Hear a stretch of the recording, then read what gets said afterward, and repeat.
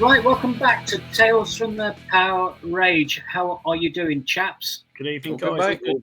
All good. Okay, so you've seen from the opening credits, we are taking you all the way back to 1986, and in a very Def Leppard sort of way, the definitive tours or live tours from 1986. So, luckily for us, we were at a whole bunch of these. In fact, we have representation at every single one that you can see on there. And huge shout out to Gav, who's managed to find some patches from said tours and use them on our little deck here. I think that's absolutely brilliant. So well done, mate. Now, before we kick off, we do this for nothing. And if you want to buy us a drink, you can with a super thanks. So please give that a like or a push if you're feeling flush. But if you're not, please give us a subscribe. That really helps. Give us some comments. Give us a like. It helps with the algorithms, and it really helps us get out to a wider audience, which is what we're here for. So let's delve into the definitive live tours from 1986. So, Jam, I think you're up first. I am up first. And as people will notice with these, a lot of these we've already done a full show on, but this is just, we're having a snippet of each show, just so we can say what the definitive tour shows were. So my one first, I have gone with Marillion. There we are. That's the program, and you see it on the screen there. Marillion with the Misplaced Childhood tour. Interesting time, considering what metal we were into. We were into so many different types. Gav very much was into Marillion. He introduced him to me. I very much got into the first album, The Script for a Jester's Tear. I adored. Fugazi didn't really do it for me, as it did for some on this pod. And then this happened, this Misplaced Childhood thing, and Marillion exploded across the nation. It had a massive, massive lead single that ended up. Will be many people perhaps watching this who will be called Kaylee, ladies of a certain age, and it was massive, and they were massive. Gav and I had tickets for this tour well in advance, didn't we, Gav? We were quite lucky because we were already ready for this album because Fish had, the band had led up to it and saying, "Hey, we're going to be, we've got a new album coming out. It's going to be amazing." So we knew what to expect. So we had tickets long in advance because these tickets were like gold dust to actually see them at Hameo on this tour. Tour came around, off we got ourselves. It's just you and I, Gav, wasn't it? If I remember rightly. Yeah, and it was delayed. They had to cancel the original one. I think it was October the year before, and they put it back in February. So it was even more ridiculous to see the size of the band in Hameo when they should have been doing arenas because it was 4 months later. And we were very much at the back. I recall it. I really do remember this one really well. We were at the back, towards the back of the circle, weren't we, Gav? And we didn't mind that because we were really going there because we wanted to see it, listen to it, and take it all in. There wasn't going to be an awful lot of jumping around like we were at that time. Most gigs, we'd be looking to get down the front by hook or by crook. We would be down the front. Whatever ticket we had for the show, we'd be in the front couple of rows. But this one, we were happy to stay back, and stay back we did. And they absolutely smashed it. They did a few great. They did a few. Could you hear anything stood at the back? As would normally say Hammersmith, yes, you can. But I think wherever you were stood on this occasion, it was a quiet gig. It was a quiet show. Very hard. It was the quietest show I've ever been to, and I'm like 108. But yeah, it was just amazing. They opened up. We knew they were going to be playing the whole thing, and they opened up with a few superb songs, first of all, just to put us. And then they went into Misplaced Childhood, and it was epic. It was like nothing I'd seen before. It was just amazing. Then the encores. I think if I remember rightly, sorry, I'm trying to. But didn't they say, right, we've got one more song left, and then they went into Misplaced Childhood. Everyone's looking around, and then they played Misplaced Childhood. Yeah, there were some mutters and it's like to be a 40-minute one song. Yeah. They came back out of then and did the encores, which had everyone going crazy, and it was awesome. It was a quiet gig. We cover this in depth on another pod, but I'm just so glad. It's just one of those ones that I was so chuffed to actually. I did feel honoured to actually be at this one, and be able to enjoy it like we did. And Gav, you got anything to add? What do you think? Really pleased I went to see this one because inexplicably I didn't go to the next tour. I don't know why. Maybe I was on my own and didn't want to go on my own or something, but I didn't do the Clutches tour. And it's just so odd because I love the album. So happy that I saw them here, and then we saw them again at the Milton Keynes Bowl. Correct. In the summer, this very summer. So we did an ep on that as well, if you want to check that out. So Yeah. we've got plenty of Marillion content if you want to go and watch it after this. Yeah, gutted I missed that one, but I went to the garden party, which made up for it. Yeah. Good We'll stuff. get to that, which that did finish. That really did. That was a culmination of that whole period, wasn't it? It was pretty special. It was a special day at Milton Keynes Bowl. But yeah, that's the first one up for us, Marillion. Good Nice stuff. one. Let's get some heavy metal. Yeah, why not? Yeah, I'm thankful to have drawn this one from you guys. Yeah, I made Somewhere on Tour 86, 87. There's my record. I've just got all my records and my programs happening. We were massive Maiden fans. Isn't everyone that's watching this now a massive Maiden fan? I would hope so. We were veterans, but of course this album came out, and we knew that Maiden. There's no way that we're going to be able to come to Oxford Apollo. They'd just done a Long Beach Arena, and live art. Everything was going on. They were massive, and then they did the tour announcement. They're playing Oxford Apollo, first date of the UK tour. What the holy heck are they doing? Coming to our town again? They blew us away. They were amazing. We were already prepared to be going to Hameo anyway, because we knew that it was just so ridiculous for them to start the tour off at Oxford Apollo. Anyway, it was amazing. We took it. It took them in at Hammersmith as well. There was the special night. There was the charity night.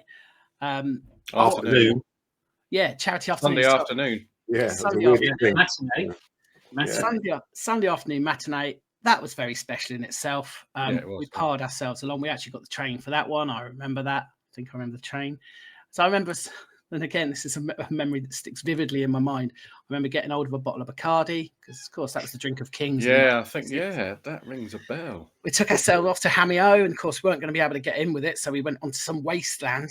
And I always think in my head, I don't really, you guys put me right, but I always think we were sort of land where Motorhead were when they took photos of the Ace of Spades cover, just like stood in. Well, that was in Barnet, so it's unlikely. Wasteland, and we were the coolest guys ever, obviously. Double denim all over the place with our denim metal jackets and stuff. And we downed a bottle of Bacardi between us, nicely passing it around, all going, oh, that's horrible. But getting the slight buzz that we got as 16, 17-year-old metalheads. And we piled into the show. It was an afternoon, which made it crazy anyway for the Hameo one. And they were just brilliant. They were just absolutely superb. I famously got my I'm an Idiot t-shirt, but all the proceeds went to NSPCC, which was fantastic. We got to witness Brian May, didn't he? Did he come on stage with Bad News? Jimmy Page. Jimmy Page. Yeah. Jimmy Page. Bad News. They had a guitar duel. Yeah. For the matinee thing, yeah. It was just great. I mean, I know we're banging about that matinee, but it made it something very, very special. But as far as the main tour and the main set list, that's just an absolute dream when we're looking at that. We just have cast an eye over it. It's got Where Eagles Dare. I was going to say I'd completely forgotten they played Where Eagles Dare, which is just out of this world. And it's got all the ones that you'd want off of the new album, which is great. The whole album's great anyway. But Strangerland, love Sea of Madness. But it still had the classics, the ones that you'd want in there as well. So this is just amazing. I mean, you guys, I'm sure, want to chip in with something. It was a fantastic tour that we still got to get them at Oxford. They still found time to play Rime of the Ancient Mariner again. No.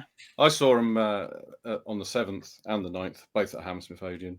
The 7th gig, I was not going to the gig on the 7th. Somebody had a spare ticket. Do you want to come to Iron Maiden? Yes, please. And that was it. Awesome. Brilliant.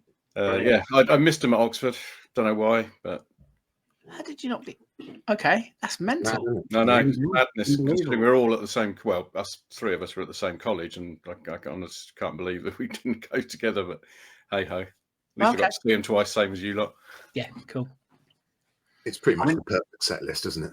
It was brilliant. Do you remember I remember a couple of memories I've got from it. It's a huge stage show to pile into Oxford Apollo. I mean, we went earlier in the year to see The Darkness, didn't we? And you just forget how small it all is. I mean, it's a smaller version than Hammersmith Odeon, but to get all of that in there, I remember Bruce wearing that suit with the flashing heart. Which was pretty cool. Wasn't this the one where they had that giant beach ball thing floating around in the arena? Don't think so. Does anyone remember that? No. The Eddie in the middle. I'm sure they did. Sure, it was this tour. Remember that? It was the inflatable hands where Bruce was on one side and That's right. Steve was on the other, and they had plenty of times they cocked up. Apparently, had to be taped up. I think there's a video of. I'm sure they filmed the Oxford Apollo gig. Yeah, because Steve, I think he's been quoted, hasn't he? It's one of his regrets they never released a video from this tour. It was brilliant, and we were lucky. It was the first date in the UK, so they toured Eastern Europe, and then this was the first night in the UK, which was absolutely amazing. Yeah, Oxford was the first. Yeah. Yeah, so just getting it up. Well, when you consider that we first got into them in the early 80s, 40 years ago was in World War II. It's nuts, absolutely nuts, isn't it? Really scary, isn't it, when you think about that? I guess, look, just one other thing. If I'm not mistaken, this was the only one we all went to together. This was the only show that we're going to talk about tonight that we were all at. Possibly, yeah. Well, we were all out on the Sunday, yeah. Yeah. So, interestingly. But great, yeah, excellent, absolutely brilliant. So that's my two. Move to the next one, Gav. I think it's you. Oh, Vigilante. Yeah, so this was peak Magnum-age for me. They got to the stage where they could play both the Oxford Apollo and the Hammersmith Odeon. And as anyone who knows us knows, we watched them right from small little town halls with no record contract up until getting this deal with Polydor and album produced by Roger Taylor, Top of the Pops, the whole works. So this was a big push. Obviously, they had proper money behind them for a change. They had a stage show. They had a big white, everything was white. The monitors were white. They had an elevating keyboard and drum risers, and it was proper cool. Now, I've got loads of backstage stories, and we'll do a whole episode on Vigilante album and tour at a later date, because I was lucky enough to get backstage, meet the guys, and watch the sound check. Got things signed, which is lovely. So I won't go into that too much now, but they really promoted the album on this tour, as you'd expect. They did 6 new songs out of the 9 on the album, which is tons, but bloody great. I'm absolutely overjoyed. They did Backstreet Kid, because that's a fantastic song with some great double bass drumming. Holy Rider, brilliant. It's great on the album. And then they had the singles When the World Comes Down, Midnight, and Lonely Night. Lonely Night signed as well when I was there. Can't really see it. It's pretty cool. So it was a good era. I mean, obviously the music had turned a little bit more electronic with that production that they got, but live was just amazing. Classic lineup, in my opinion. Yeah, thought they were brilliant, and happy to see him at 2 different venues again, just like Maiden. Nice they did Oxford Apollo as well, right? Really good. And that was their first time playing there, wasn't it? I think certainly his headliners. Yeah, and FM supported, I should mention. Yeah, I did show them in the program. Signed. Yeah, we oh, nice. Yeah, we were real FM fans as well, so it was a good bill for us. There you go. Yeah. I'm struggling to recall if I went to this or not. Me as well. I think I went. We were speaking about it yesterday, and yeah, it sounds dreadful. And hold hands up. I'm going to. I must have gone. I know I didn't go to Hammersmith. I must have gone to the Oxford. Yeah, I reckon you must both have done. I can't believe I wasn't Oxford. But that often when we went in the early days, 84, 85, it often come away wishing that they played certain songs. I always wanted them to play The Prize. I wanted them to play The Word. I wanted massive Prize on the Word. Edge of the World. All these tracks I wanted and I didn't always get. But this set, especially for me, because Vigilante is a great record, and Vigilante, Backstreet Kid, Holy Rider, brilliant track. And Hold Back Your Love's on there, like a B-side. But just like that second half there, the Spirit, Holy Rider, Lonely, that changes. Just like an Arrow, Soldier of the Line, they're the tracks we wanted. All those we wanted on nights that we didn't always get. They really pulled out the stops in this tour, didn't they? They really. And this set was about the longest set they did on the whole tour, because if Setlist FM is correct, they did like 4 or 5 songs less on some nights. I was going to say it's quite.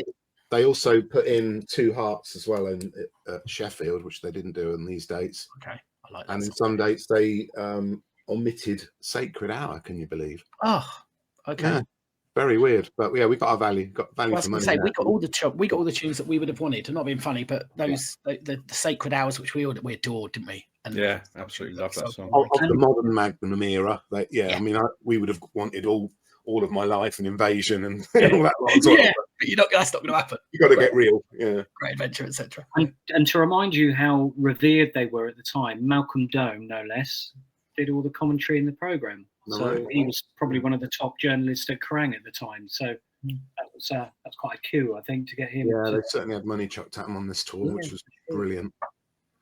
Okay, we done on that one? Yeah. Next one. I mean, the hits keep on coming. This was Saxon. They were kind of just like Maiden. They were an annual band. It came around quite regularly. This tour was kind of unusual because it was the Rock the Nations tour. Probably not their finest hour on record. I think they were trying to go heavier as a bit of a rebellion against Innocence Is No Excuse, which was one before then. But I don't know if they'd had the quality of the songs. I think they'd lost Dobby Dobson's songwriting skills because they had the new bass player in, didn't they? Paul Johnson. He didn't play on the album. Biff did the bass on the album. Yeah. But he was there for the live tour. He was good enough. No Dobby, but I guess they got someone that looked better because that was really important at the time. Young Paul had his little ferret on his head. Yeah. And, they were trying to look more for the American market. But they toured the States with Heavy Petting, didn't they? I think where we had a conversation with Gary Moe and he was talking about that. I know I'm not sure if it was this tour, but they certainly had a fair bit of cash chucked at them at the time. And am I right in thinking that was it the album before they changed record label from? Correct. Yeah. They went to EMI. Yeah. Yeah. And again, it was the record after this, Destiny, that they really did literally just go all out going for the States. So they Do It All For You and Ride Like the Wind. Yeah. On Destiny, They really did pull out the stops. The production went into this world of American rock, and it didn't work. It simply didn't work. I mean, they would have said that cover worked, wouldn't they? Ride Like the Wind, because it did get a lot of play. Yeah. Oh, yeah. Yes. But, that's a cover, though, isn't it? Ride Like the Wind. Yeah. It's a Christopher Cross song. Yeah. But no, as far as this record was concerned, not ideal. 3 singles off this record. There was Waiting for the Night, which came out before. Then there was, I think it's in this order, Rock the Nations, which was, I've got a little funky clear one. Nice. And then Northern Lady, randomly. So, yeah, same as Magnum. They did 6 songs off the new album, off the total of 9 that were actually on the album. So, giving it a good push. And I think probably Time hasn't been very kind to this set list.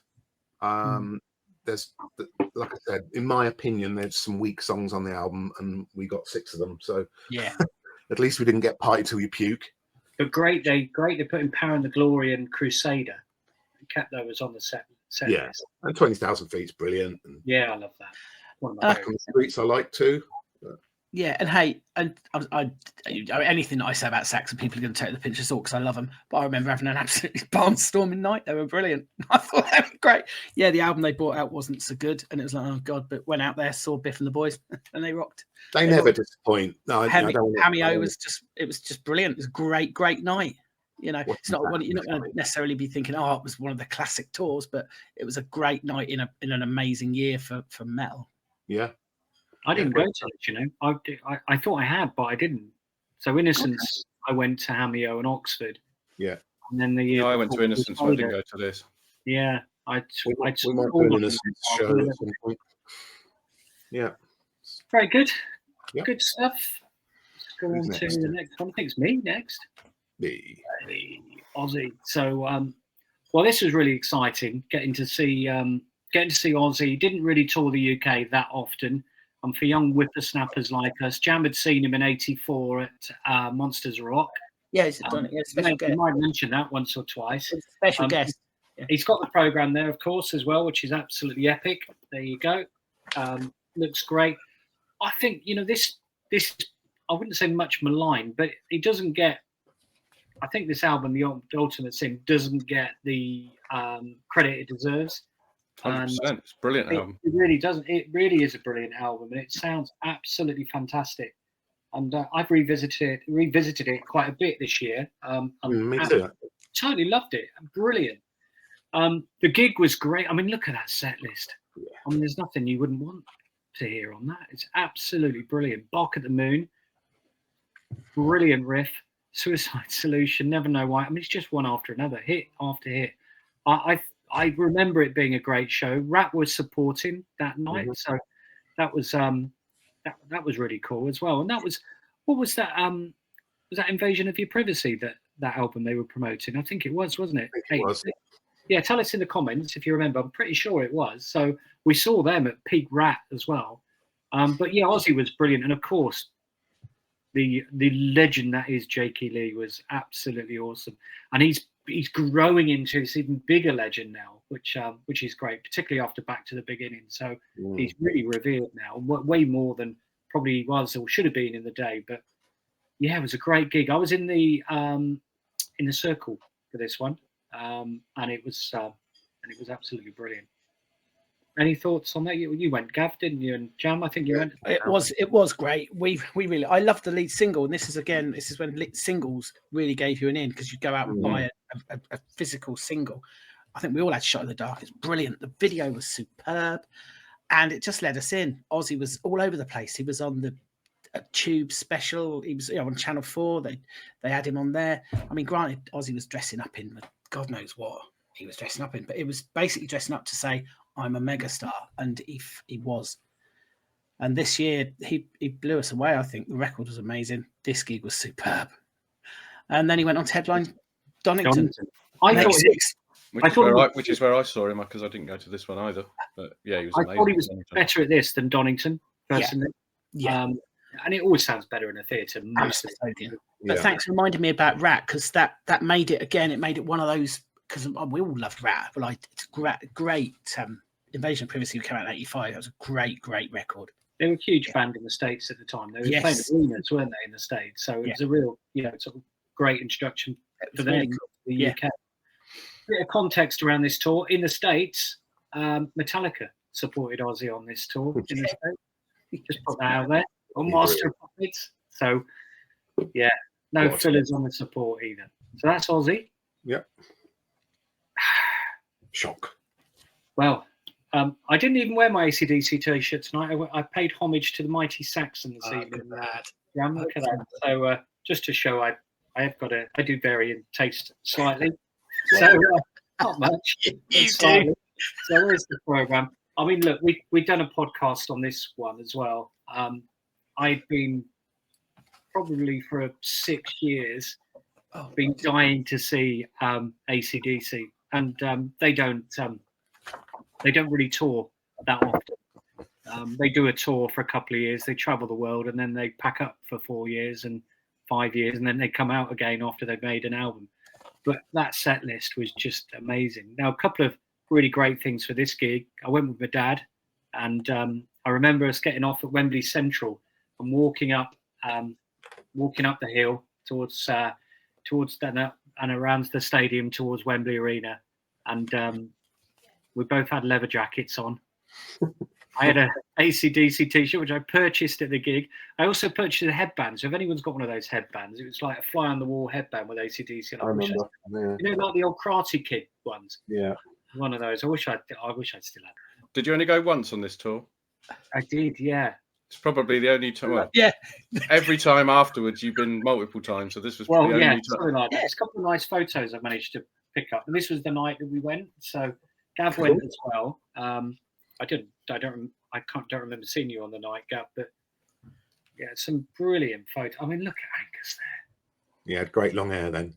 Oh, yeah, right. Really. That is everything you want it to be in your life at that time. Brilliant. So Yeah, it was a brilliant show. It was really loud. I was right at the back as well. So Wembley's changed around though. It changed the stage to the other end, but we were in the sort of, I don't know if it was called the West Terrace or something. We're in the back in the middle, and the place was shaking. It was just brilliant, but really simple. Marshall amps, two of the old Napoleonic cannons on each side, and they just came out and absolutely smashed it. And they played the following night. My dad came away and said, I think we should come tomorrow. But it wasn't as easy in those days unless you were buying them off touts. And we didn't have a whole pile of cash. So we went home with ringing ears and absolutely enjoyed it. Any memories from the night, Gav? Just storming. This was one of my favourite eras for DC. That's why I helped nominate it, because I love the look. I know that people don't particularly like the album, but just smattered into a few songs into the set. It's just great. Fine by me. And they look brilliant. And they were young-ish. You know, they still had that on their side. Yeah, absolutely loved it. Loved Cliff Williams. Miss him. Malcolm. Oh, Malcolm, obviously. Yeah. Absolutely super. Yeah, glad I was there. But like you're saying, yeah, only 2 songs off the new album, isn't it? Yeah, that's quite normal. I think, DC, isn't it? Yeah. Yeah. So it doesn't matter if the album's not particularly strong, because you're only going to get a couple of songs anyway, like they do now. That's the interesting thing with this one. I thought the way that they pushed it, and the way that they did a lot of it was very much commercial. I know, Gav, we just showed this middle page. Yeah, it's brilliant. The whole video theatre, you know, the album, the video that they recorded proper with all videos to Danger and all the different songs, and you know, giving it proper airtime. And yet on the live tour, they just did 2 tracks. I liked Fly on the Wall as a live track. I thought it was a great track, and I'm surprised. It's a shame it never featured. It had no longevity to it. After this tour, never featured ever again. One song that surprised me. Often, you know, with DC albums that weren't strong, the songs that get put away, but that one I think could have, you know, that's a good standalone track. But the rest of the album not so much. But yeah, no, it's a good night. Just one other point on this, and probably similar to many of the bands, only 15 songs on the night. I think the ticket was something ridiculous, like 7 or 8 quid. It wasn't very much, but 15 songs, and you compare that now, they're like, they're 40 years older, and they're doing like 23 songs. It's just mental. They played Jailbreak and The Jack though, and both of them would have been extended. That's 20 minutes, isn't it? They're still shorter than Let There Be Rock now. True. Yeah. That's 25 minutes for that. Anyway, that's AC/DC. So, Gaps, I think you're up next. Yeah, Motörhead. It's not surprised. It was the second time I was going to see them, because we saw them earlier on this year. In fact, the previous month at Monsters of Rock at Donington. Blew me away there. I remember distinctly being in that crowd, and as soon as Motörhead came on, the crowd in front of me just went like 20 rows in front. Everyone piled down the front. I was never. Oh, it's very scary. But yeah, the set list very similar.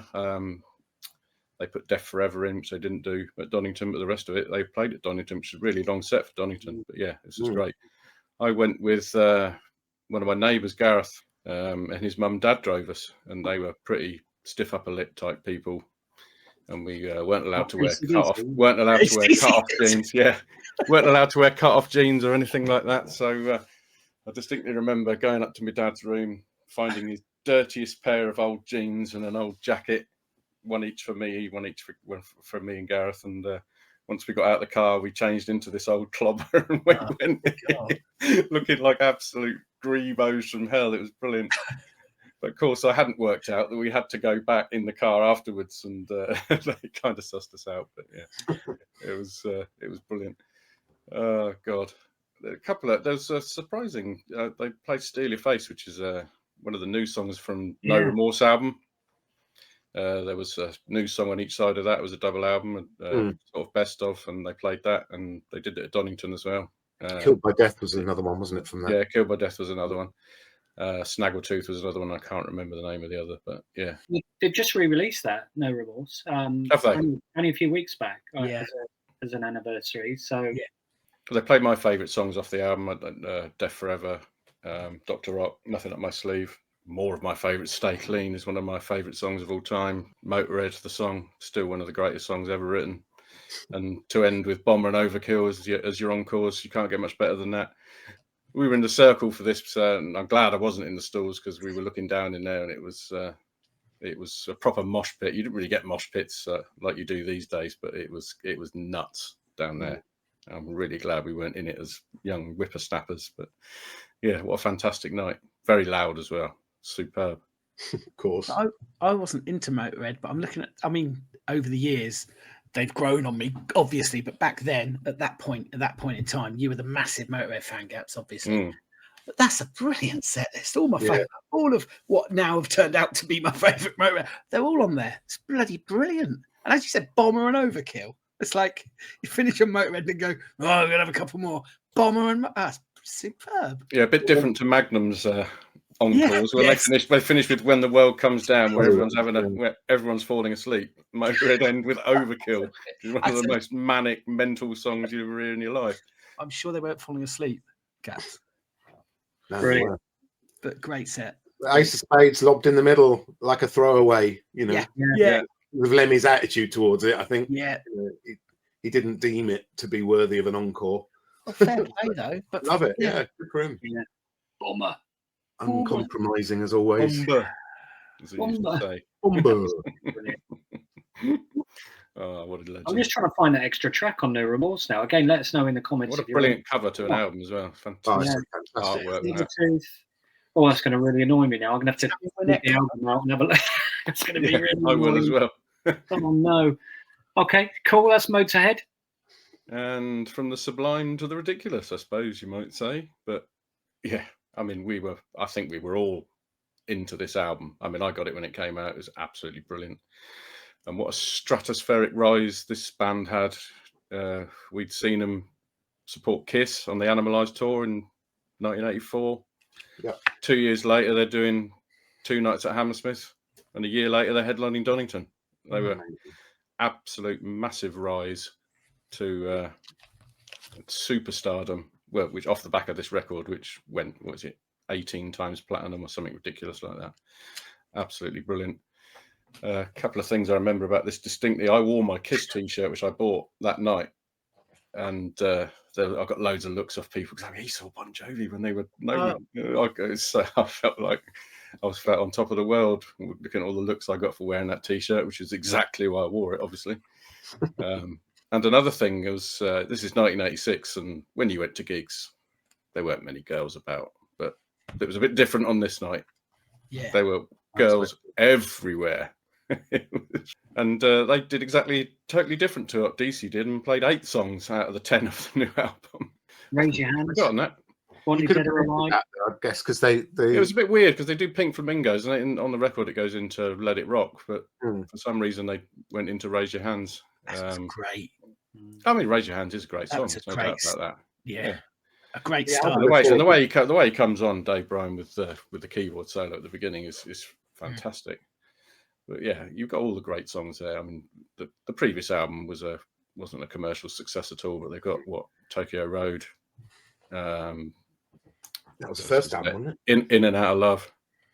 No, Tokyo Road's a Fahrenheit. Yeah. And In and Out of Love. And In and Out of Love, yeah, which is a great track. Runaway to End before the encores. Yeah. And then Fahrenheit album. Sorry, it's brilliant. It's not. I've listened to it recently. It really isn't. Dreadful. No, okay. The actual songs on it are brilliant. It's not got a great production, and the cover's disgraceful. I really tried to like it. listening to it as an older adult, and I didn't manage it, unfortunately. But as an accompaniment to the video that we all watched from Japan, it was perfect because those songs on that Japanese video, or was it Japan? Yeah, Japanese was brilliant. In and Out of Love and Tokyo, yeah. I don't know if you can see the songs, but yeah, I loved it. Simple. I just remember, but this whole thing totally blew me away. I was buzzing before I went in. It was a brilliant set list, and I was totally buzzing when I came out. Yeah, it was a great night, and considering I was a massive Slayer fan at this time as well, it's a bit different for me, and I absolutely loved them. I thought they were superb. Did we all go to this? Or? I didn't go to it. I didn't see them until the following year at Donington. Okay. But it's hard to explain quite how big they were at the time. They just exploded. Yeah. And in the week that MTV has been pulled out of the UK in terms of the music videos. At this time, they just ruled, didn't they? They ruled MTV. And if you look at some of those tracks like Living on a Prayer, You Give Love a Bad Name, nestled in the middle of the set.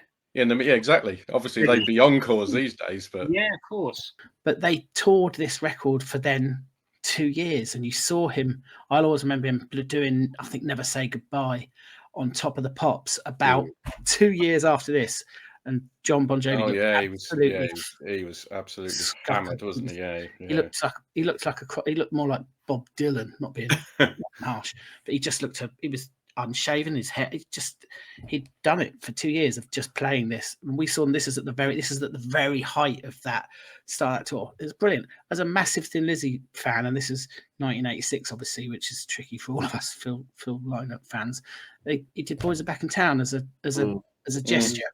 And I remember at the time I was just like, wow, and it was decent. It was really good version. It was really, because I've listened to it since. Didn't he do a little speech about Phil as well? I think he did. Yeah, it was an encore as well, and it's like the fact that they bothered to take the time. Yeah, it's excellent, isn't it? You know, so many bands that do a I don't know, Sex Pistols cover or something. Hey UK, let's do this, whatever. And we've made that very clear what we're like with covers and why do it. But this actually meant something. It was really cool. And yeah, it went down amazingly well as well. But what a set list to have. 8 tracks off of the new record and still have the decent. And not be bored with any of them. Because it was superb. Yeah, because it was such a strong album. But In and Out of Love, Runaway, Tokyo Road, Breakout, brilliant tracks that hadn't been cast aside. Do you know what I mean? I even like Silent Night. I don't care what anyone says. It's a really good song. No, I like that as well. It's for you, though. I know. Mr. Ballard Man. It's a good song. Ballard. It was a good song. Not familiar with Drift Away or Mentor Williams. No. Anyway, on that bombshell, that's Bon Jovi. That's a whole bunch. I don't think anyone else was. That's a whole bunch of tours that we saw in 1986. So hopefully you enjoyed that. We're going to go over to our resident countdown man, and that's Jam, and he's going to talk through what we put together as the top 5 tours from that year. Now, bearing in mind, we didn't go to every tour, so we're only giving you a window on the gigs or the tours that we went to. There were other tours that we did go to which didn't make the top 8 as well. Yeah. And festivals that didn't count because they weren't tours. No. Yeah. Jumpy's Rusty Nuts being one of them. Yeah. But as far as, and as you said, Dill, rightly said, we've only got ones here that we've been to. None of us managed to somehow. We didn't go to Metallica. That was 86. Metallica with Anthrax. Yeah.